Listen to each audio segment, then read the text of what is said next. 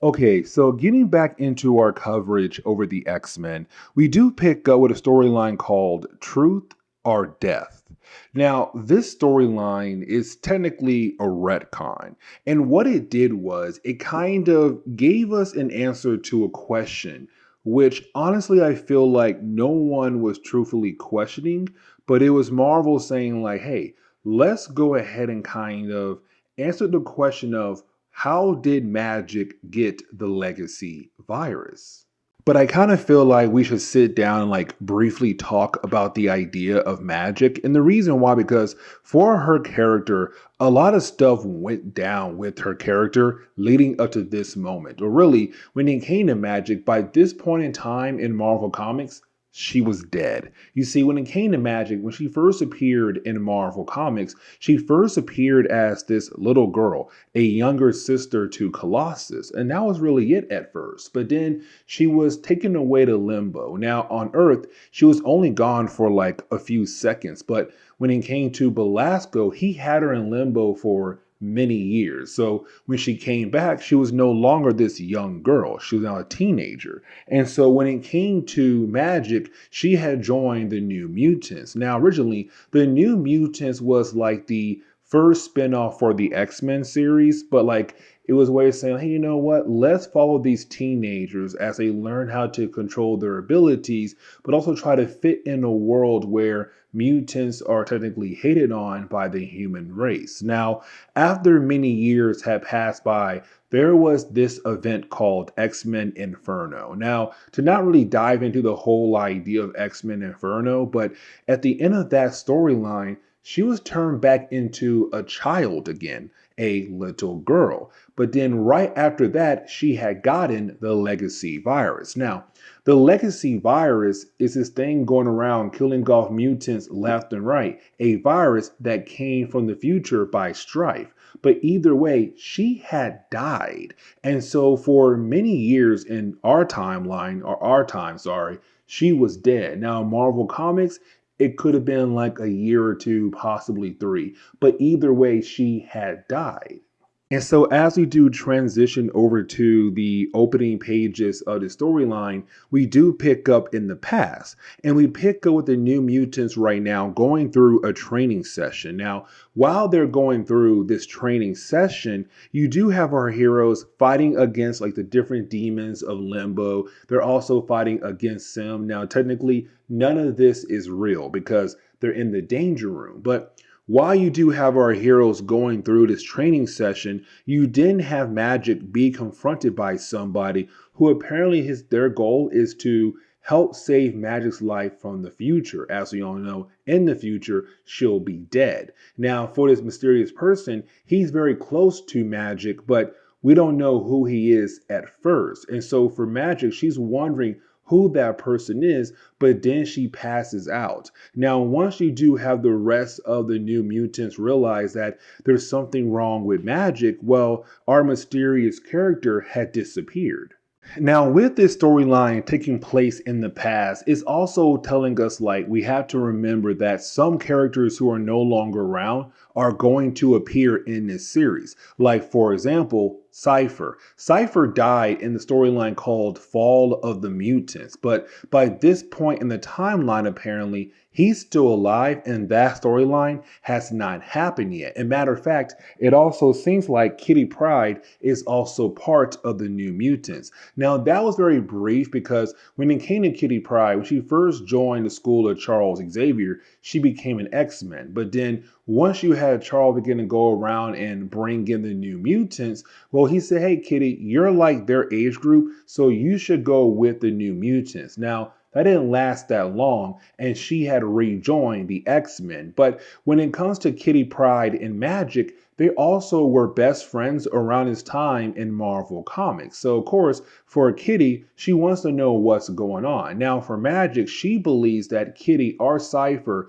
must have added in that random program of that random person to talk to her. But in reality, they didn't do anything. Now, you do have Magik leave. Now, with Kitty Pryde and Magik being best friends, you do have Kitty Pryde go out of her way to check in on Magik. And I kind of like this because it's a quick reminder of how they used to be in the past. Like these two ladies were best friends in the late 80s, early 90s of Marvel Comics when it came to the X-Men. But when it comes to Kitty Pryde, what she wants to do is tell Magik, like, hey, listen, whatever's going on right now with you, you have to remember that you have friends here. You have a family here. Now, we do learn the guy had apparently told Magik, like, something is going to happen to her in the future.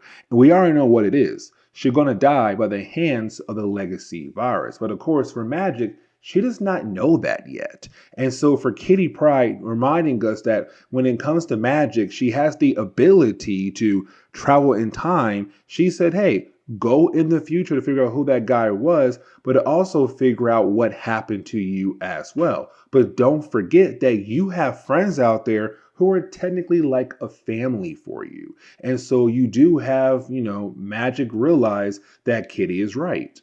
But that kind of leads us into the whole idea of the name of the book, but also the idea of our heroes time traveling. You see, for our heroes, they were trying their best to watch some TV for the night, but the power goes out. And so when it comes to Magik, she has a small game for them to play, truth or dare. Now, of course, at first, it does seem pretty innocent. But then when it comes to Sunspot, we also get reminded that for Sunspot, he didn't really like Magik that much. He found it kind of creepy, but over time, he began to build a friendship with her, unfortunately, until she had died by the hands of the legacy virus. But when it comes to Sunspot, at this time, he still does not like her. He finds her very creepy and weird. And so he says, hey, listen, here's your dare. Use your powers to figure out what is your fate in the future. And for Magik, she agrees. But she says, I'll do it, but you guys have to come with me. And so, of course, this leads into them going into the future to figure out what exactly happens to Magik. Now, when they do arrive in the future, they see this photo of Generation X because by the 90s, the New Mutants, they had grown up. It's now time for the next generation of mutants, Generation X. Now, as we get into the present day, we have to jump over to the present day version of the New Mutants. Now, by this point in time in Marvel Comics, like I said, they were no longer the New Mutants because you now had Generation X. But for the New Mutants, they had grown up and have gone their separate ways. Cannonball, he's now part of the X-Men. Wolfbane, part of Excalibur. I think Eddie Moonstar is part of X-Force at the moment. Like, everyone has gone their separate ways when it comes to being the New Mutant team. But also, you have the New Mutants right now coming back together for a reunion. Now, like I said earlier, by this point in time, Cypher had died. And so right now we have Douglock instead. Now, I'm not going to sit down and try to explain the whole idea of Douglock because it's a lot. But just know that for Douglock, he is a phalanx that had held on to the DNA of both Cypher and also Warlock as well and kind of combined them together. It got pretty weird, but it was Marvel saying like, look, we got Cypher and we got Warlock combined as one again. But either way, this is the present day version of the New Mutants right now doing a reunion, but going back to the old mansion.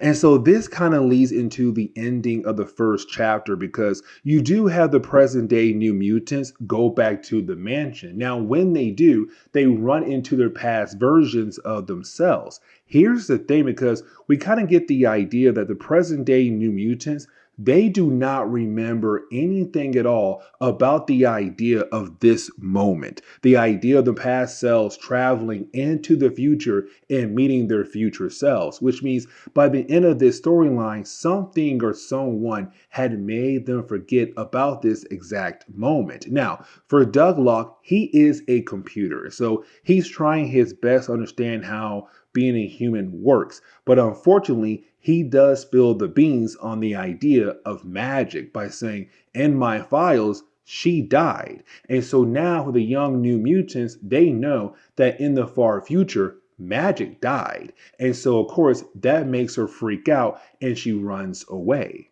Now, with her running away, she runs over to a different area and she runs into that guy we saw at the very beginning of this storyline, this mysterious character.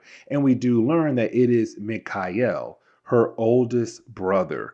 And so it does seem like he has some kind of hand in the idea of how Magik got in the legacy virus. And so, as we dive into the second chapter, we're kind of really getting into the idea of the new mutants, the past versions, getting the chance to sit down with the present versions to really talk about what happened over the years leading into the present day. Like, okay, we got Sam Guthrie here. He's on the X-Men at the moment. For Sunspot, he's on the X-Men. Oh, and he can also fly. Like, it's the past versions of the new mutants learning so much about their future selves. Now, when it comes to Cypher, they don't tell him anything at all because, well, they already spilled the beans on, Magik, but also they can't spill the beans on him because he also died in Fall of the Mutants. Now, you do have both parties agree to go look for Magik, but you have her come right back, but she also brought Mikhail with her as well.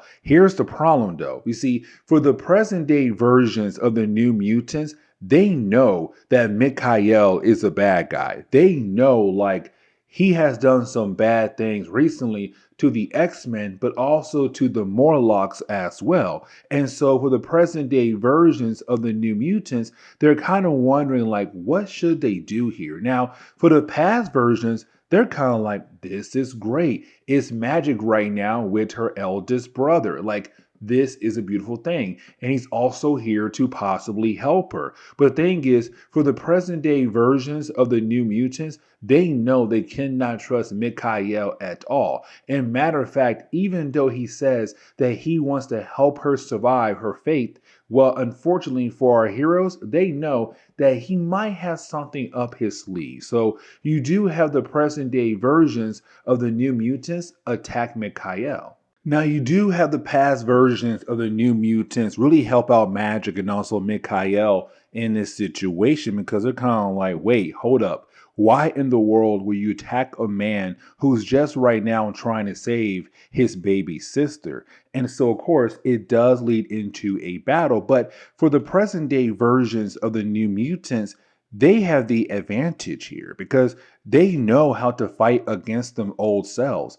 And plus, they learn how to use their powers in different types of ways that the past versions have not learned yet. And so, over time, we're seeing the present day versions winning the battle. Now, when it comes to Karma, she tries to use her ability to possess the mind of Magik as a way to stop her. The thing is, as she dives into the mind of Magik, she sees all these horrible, dark things that go on the mind of Magik. And of course, she begins to see different images of her own siblings. Now, when it comes to Karma, she had this long storyline in Marvel Comics where it was her just trying her best to find her siblings. Now, she did find them. As a matter of fact, we got to cover that miniseries that was done for Beast around this time in Marvel Comics. But in that miniseries, she did find her siblings, but she kind of failed in her own mindset. But when it comes to Karma, seeing the images of her siblings in this moment right here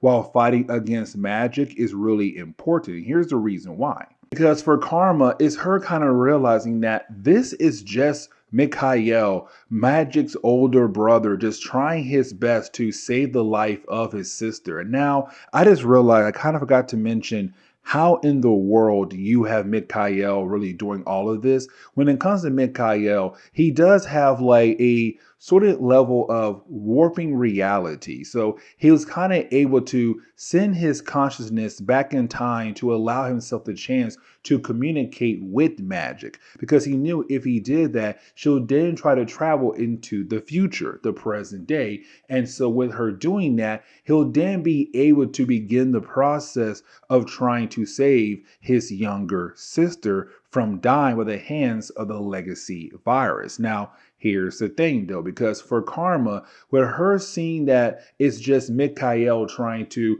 save the life of his younger sister, you have her go out of her way to possess the minds of all the present day versions of the New Mutants, but she also goes out of her way to knock out Cannonball.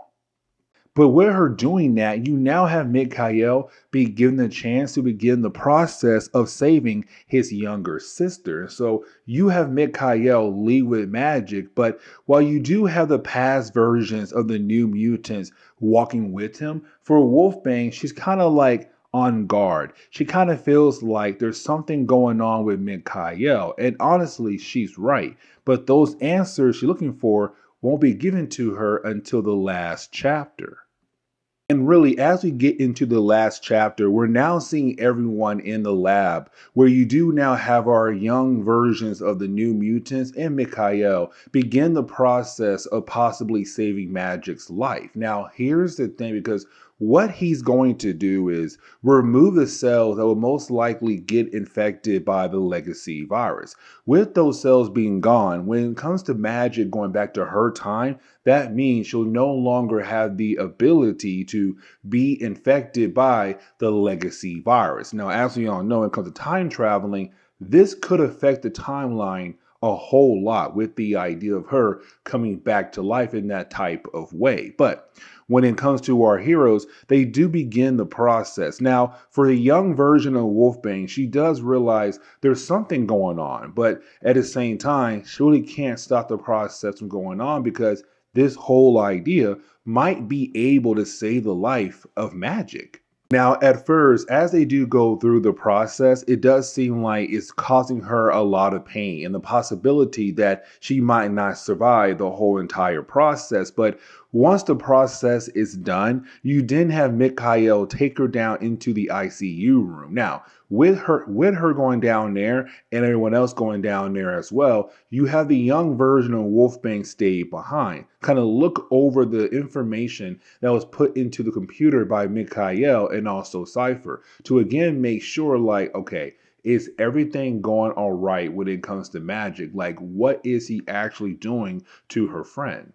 Now, when it comes to the present versions of the New Mutants, you do have Cannonball be the first one to wake up. Technically, he was playing possum, but once he does wake up, and he also wakes up Douglock as well, this now begins the process of them trying to get everyone up, but to also find a way to stop Mikhail as well, because they know, like, with the idea of Magik possibly surviving, with the idea of her no longer having the legacy virus in their timeline, it could change a lot of things where some folks might benefit with the idea of a brand new timeline, but for others, things can go south very quickly.